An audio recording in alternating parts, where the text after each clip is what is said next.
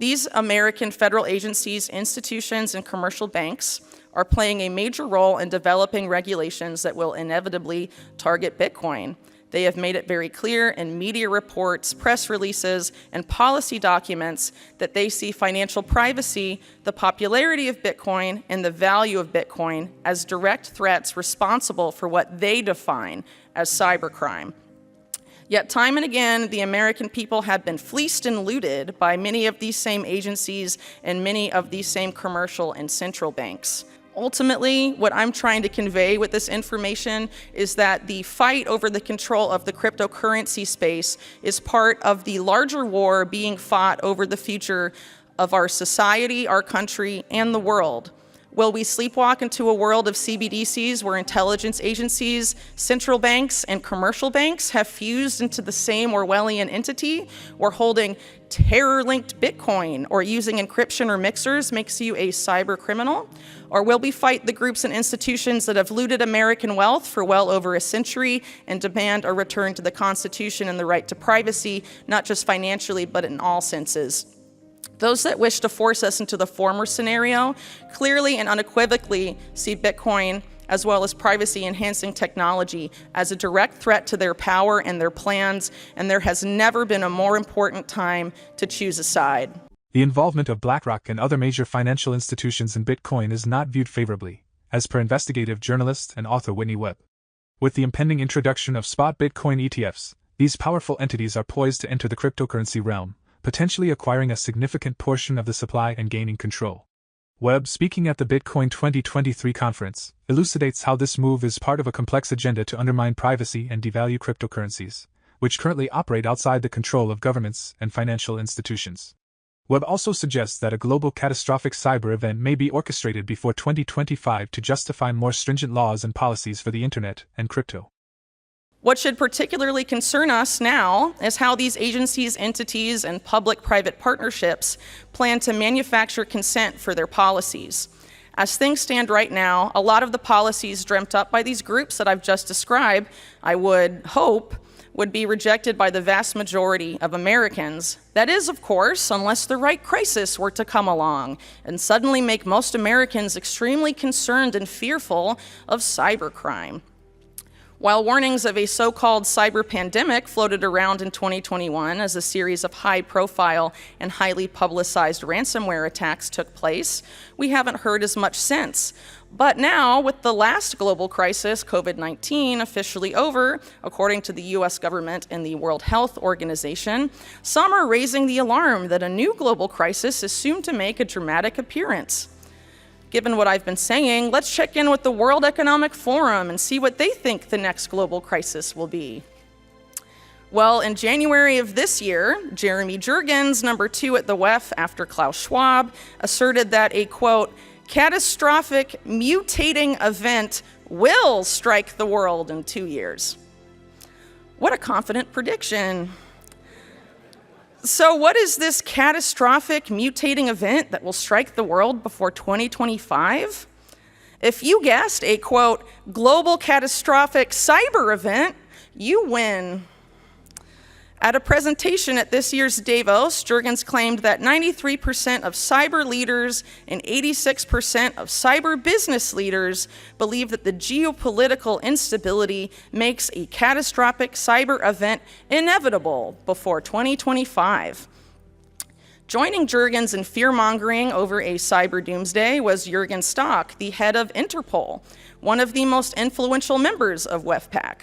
I should also add that the United Nations, which as I mentioned earlier, is currently making its new cybercrime treaty, has named Interpol as uniquely positioned to be the implementing partner of a number of the 2030 Sustainable Development Goals, specifically when it comes to disrupting financial streams of terrorists, securing cyberspace, and curbing illicit markets. Jurgens and Stock's comments about a catastrophic cyber attack before 2025 spawned hysterical mainstream media headlines warning of cyber apocalypse 2023. That same month, Newsweek's print edition featured an ominous hacker on the cover with the words, "Hack attack, how cyber criminals outwit all efforts to stop them."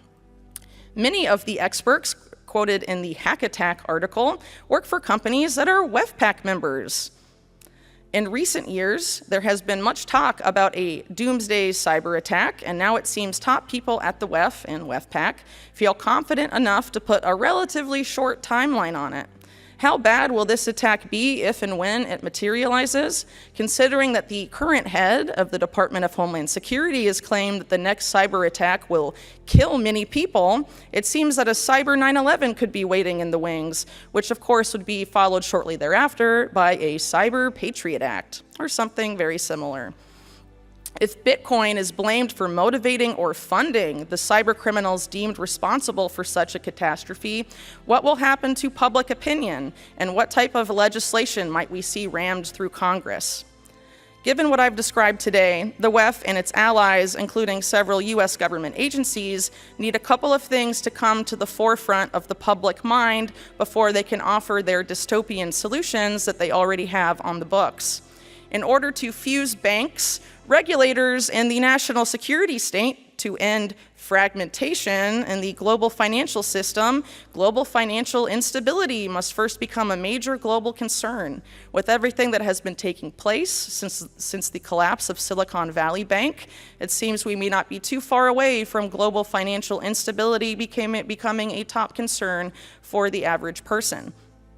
The other thing they need to happen is for the average person to become incredibly fearful of financial privacy and online privacy to the point that they will willingly trade their privacy for greater security, or rather, what will be sold as greater security. Bitcoin, privacy-minded crypto, and privacy-preserving technologies like encryption must become public enemy number one in order for the offered solution, a completely surveilled internet and completely surveilled financial system, to be accepted by the masses. Ultimately, what I'm trying to convey with this information is that the fight over the control of the cryptocurrency space is part of the larger war being fought over the future of our society, our country, and the world. Will we sleepwalk into a world of CBDCs where intelligence agencies, central banks, and commercial banks have fused into the same Orwellian entity, where holding terror-linked Bitcoin or using encryption or mixers makes you a cyber criminal? Or will we fight the groups and institutions that have looted American wealth for well over a century and demand a return to the Constitution and the right to privacy, not just financially, but in all senses? Those that wish to force us into the former scenario clearly and unequivocally see Bitcoin as well as privacy-enhancing technology as a direct threat to their power and their plans, and there has never been a more important time to choose a side. If the banks, intelligence agencies, and tech companies that partnered with these initiatives see not just financial privacy, but the value of Bitcoin itself as a threat, it goes without saying that their efforts to stop cybercrime at its source would not just involve eradicating financial privacy when it comes to crypto, but also working to devalue crypto. With such groups openly discussing working outside of legal frameworks to accomplish their goals, Bitcoiners must start paying closer attention to these shadowy groups. There is no proof that cryptocurrency, or more specifically Bitcoin, is the key driver of cybercrime, as cybercrime significantly predates the existence of both. However, cryptocurrency does present a threat to the plans of FSISAC members and their partners to begin producing digital currencies controlled either by approved commercial banks or central banks themselves, digital currencies that are designed to be easily surveilled. Central bank digital currencies in particular are being designed and implemented to erode financial privacy and autonomy. The success of CBDCs and related projects depends on neutering the competition, which is likely why FSISAC has called for the economic drivers of cybercrime to be combated by a global financial cyber utility, which is, of course, the very same globalist entity that WEFPAC seeks to create. Not long before FSISAC and WEFPAC made all of these claims, many members of both groups participated in a 2020 initiative hosted by the Carnegie Endowment for International Peace, itself a member of WEFPAC. The president of the endowment at the time was William Burns, who subsequently became Joe Biden's pick for CIA director less than a year later. The Carnegie Endowment's initiative brought together many members of WEFPAC and FS-ISAC with an important addition: representatives of central banks, namely the U.S. Federal Reserve and the European Central Bank. Also notably present in this initiative was the U.S.'s Federal Deposit Insurance Corporation, or the FDIC.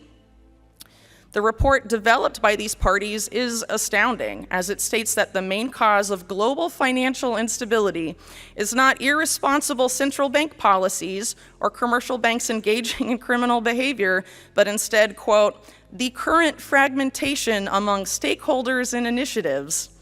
They argue that the main solution needed to stabilize the global financial system lies in reducing that fragmentation. The only way to accomplish that, they say, requires the massive reorganization of all stakeholders via increased global coordination. They specifically note that the, quote, disconnect between the finance, the national security, and the diplomatic communities is particularly pronounced and calls for much closer interaction between all three. It goes on to state the following, quote, this requires countries not only to better organize themselves domestically, but also to strengthen international cooperation to defend against, investigate, prosecute, and ideally prevent future attacks. This implies that the financial sector and financial authorities must regularly interact with law enforcement and other national security agencies in unprecedented ways, both domestically and internationally, end quote. Essentially, this initiative has called to begin fusing commercial banks and financial authorities, like regulators, with national security and law enforcement agencies. This policy could not be more insane or dystopian.